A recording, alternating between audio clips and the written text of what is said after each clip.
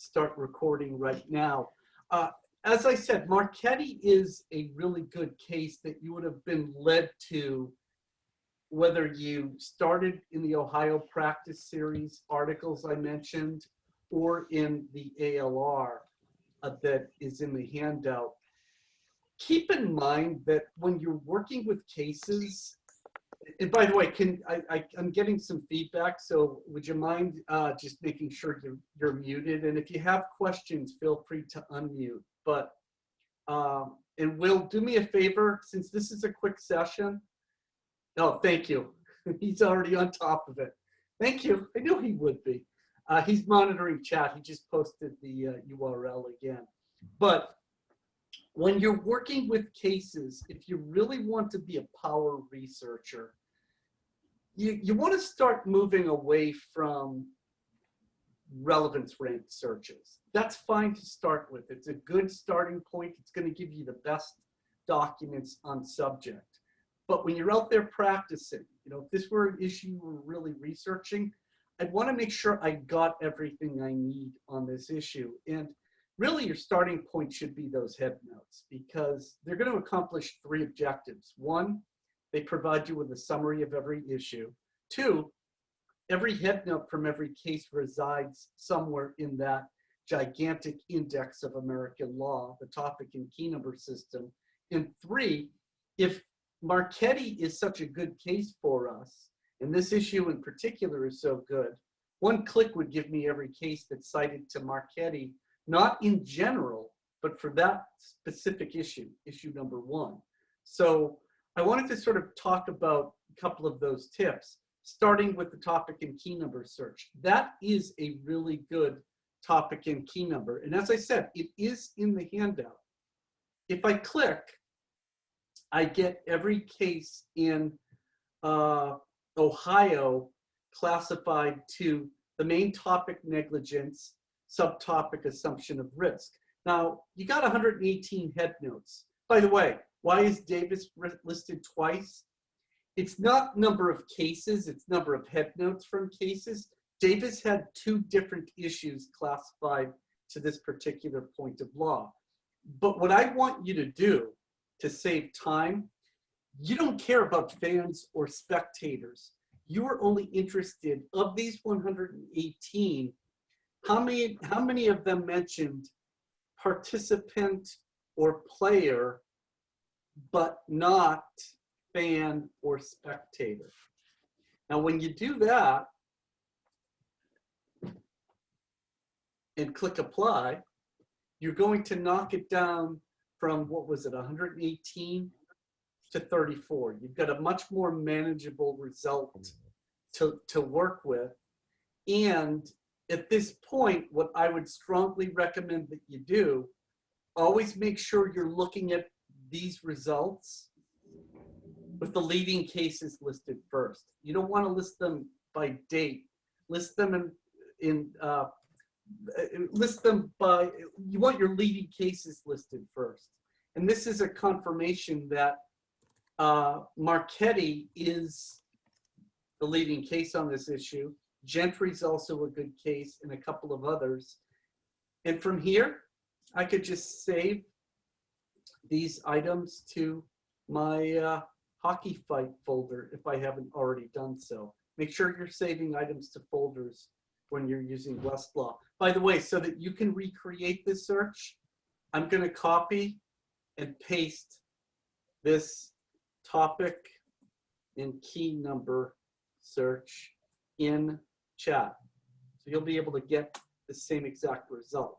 All right, so that's what I would start with. Oh, yep, yeah, if you wouldn't mind muting, that would be great. Next thing that I wanted to point out, and this is not, I think, on the handout, but I was doing some follow-up searches after I created the handout, and I found one that would be really helpful for uncovering cases as well as trial court documents that are going to be of interest to you. But before I get there, my point here, I want to move you away from the tendency to do this, to simply type a search,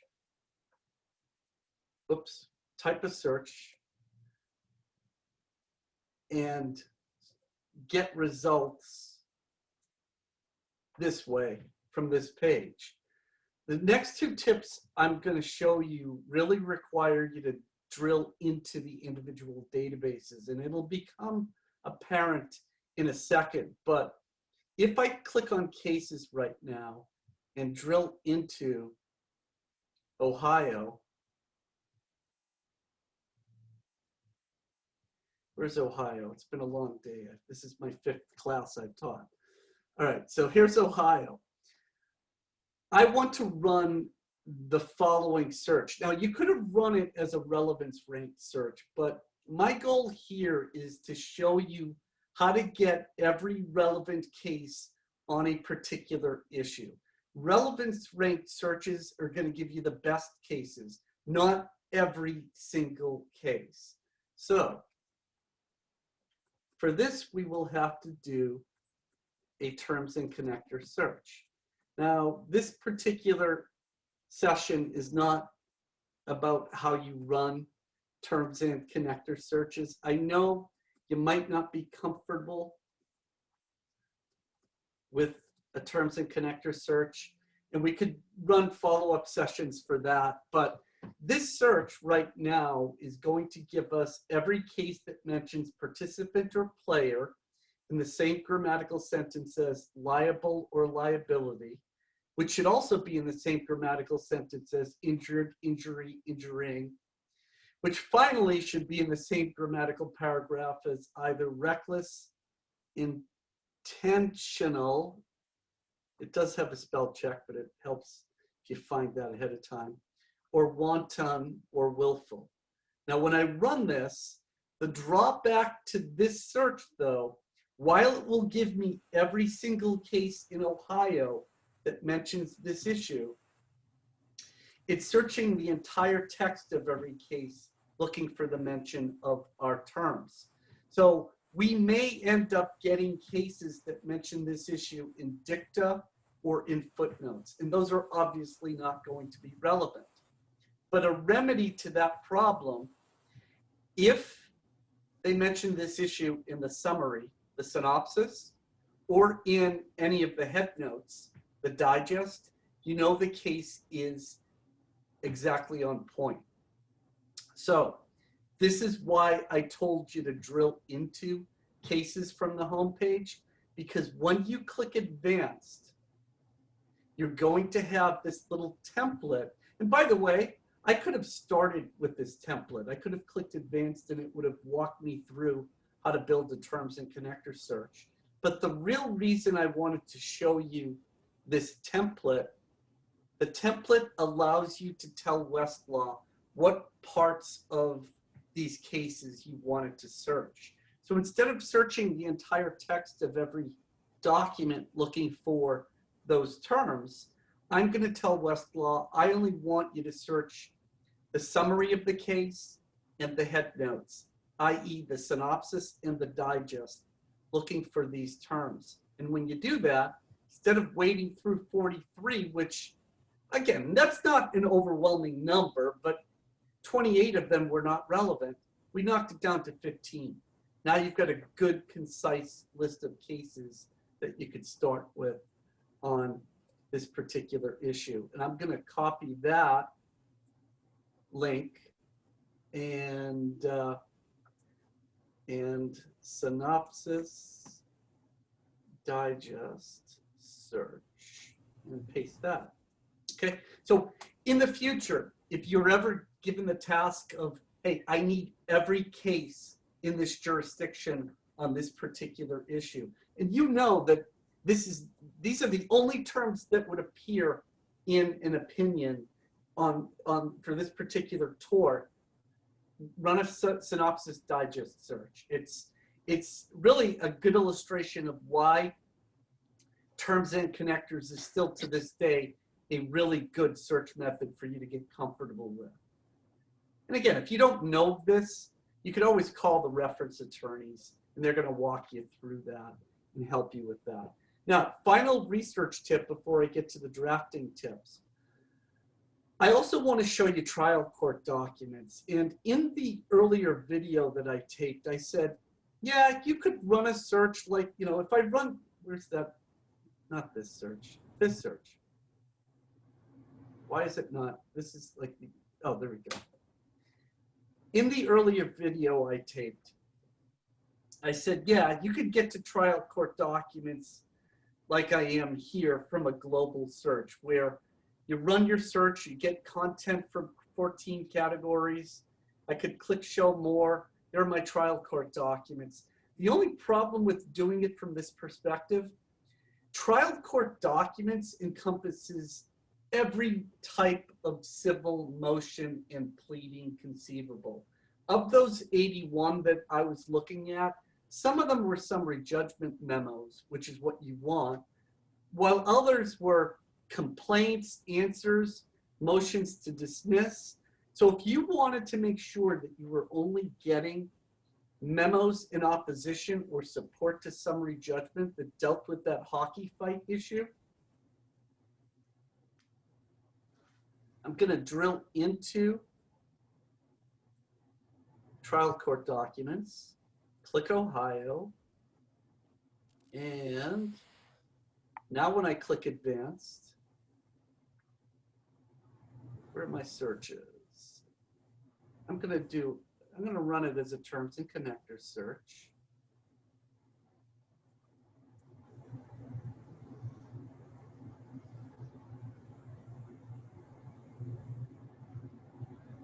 Now, if I run it like this, I'll get every motion in Ohio on that point. You don't want that. You just want motions for summary judgment. So this is going to be much more targeted. And I think of trial court documents as akin to secondary sources. They give me foundation. They give me background. These are actual memos in opposition or support to summary judgment that dealt with, this issue.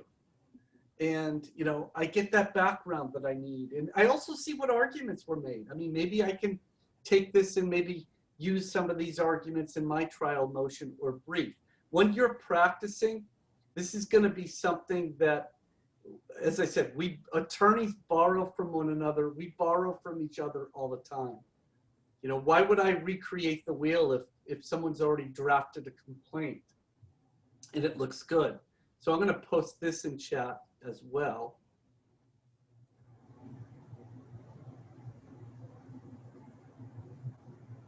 Will, can you unmute? Yes. Oh, did you send that privately to me? Yes. Oh. Yeah, so not everyone is getting that link, just to make sure that. Which link though? I'm posting all, oh, okay. Yeah, the ones you're posting, they're going to someone specific, I guess. Yeah, it was Evan. And for some reason, I think when I let Evan into the room, I must have also posted to him. So Evan has a competitive advantage to everyone. Well, I'll repost some of the other links. So this is a link to trial court documents. This you're all getting. You should have just stopped me at that point and let me know. Now I'll go back and see what I missed.